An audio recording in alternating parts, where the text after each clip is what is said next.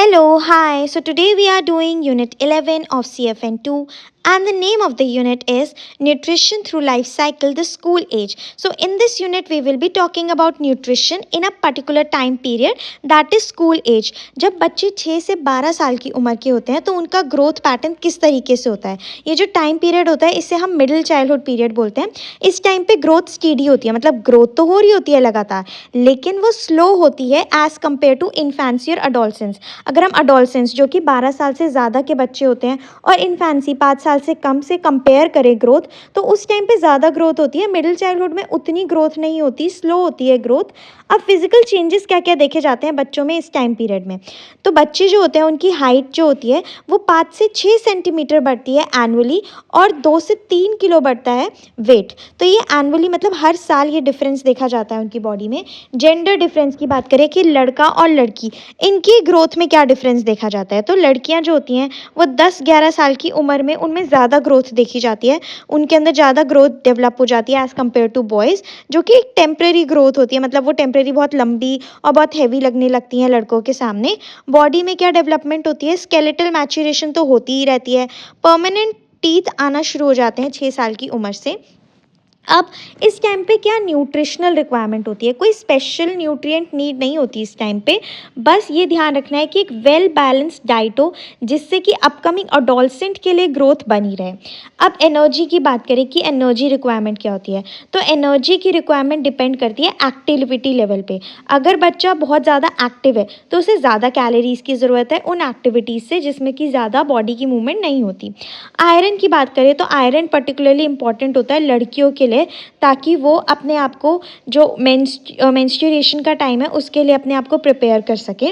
Vitamin की बात करें तो विटामिन सी जो कि एस्कॉर्बिक एसिड होता है वो बहुत ज़रूरी होता है और वो डेली अपनी डाइट में इंक्लूड करना चाहिए, स्पेशली ब्रेकफास्ट में। Now dietary guidelines and healthy habits ensure करने के लिए कि हमारी अच्छे से ग्रोथ हो और बच्चे स्कूल में अपनी स्टडीज़ पे ध्यान दे सके, तो सिंपल कुछ रूल्स फॉलो करने हैं।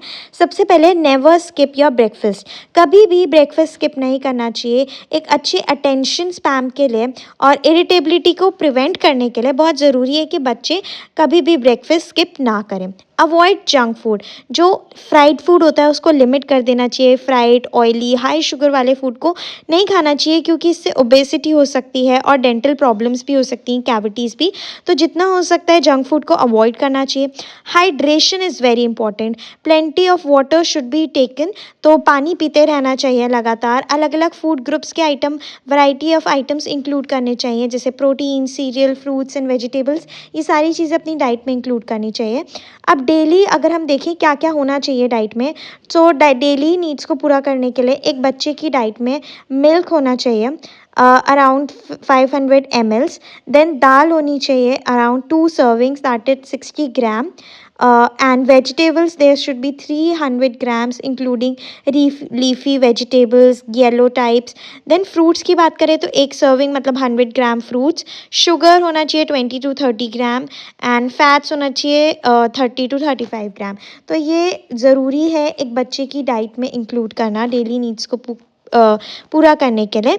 देन लंच पैक करा जाता है बच्चों के लिए स्कूल में, तो उसके लिए किस तरीके से प्लानिंग करी जाए, क्योंकि लंच जो होता है वो बच्चों का स्कूल में होता है, तो it should provide 1/3 of the child daily nutrients. इसमें 1/3 न्यूट्रिएंट्स प्रोवाइड करने होते हैं। प्रैक्टिकली ड्राई प्रिपरेशंस यूज़ करना चाहिए, जैसे परांठा और ड्राई सब्जी, जिससे कि स्कूल बैग के अंदर कुछ लीकेज ना हो टिफ़िन बॉक्स से। टेक्स्चर, फूड जो होना चाहिए वो अट्रैक्टिव होना चाहिए एंड टेस्टी होना चाहिए, अगर ठंडा भी हो गया तब भी, जिससे कि बच्चा उसको फिनिश करके आए।